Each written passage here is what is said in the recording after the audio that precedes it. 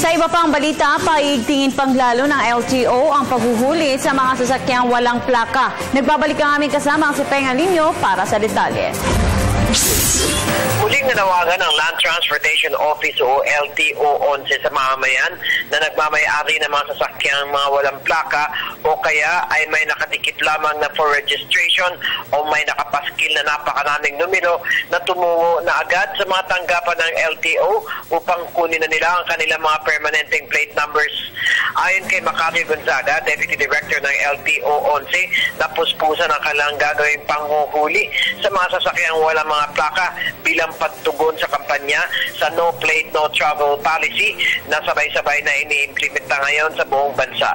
Kanila muna niyang pupulungin ang lahat ng mga manufacturers, dealers at mga stakeholders ng mga sasakyan sa buong Region 11 upang maipapatid sa kanila na maaari silang may pananagutan kung hindi pa nila maaayos sa mga plaka ng mga bumili sa kanila ng sasakyan at kung maaari ay kunin na nila mga plaka ng kanilang mga customers sa LTO-11.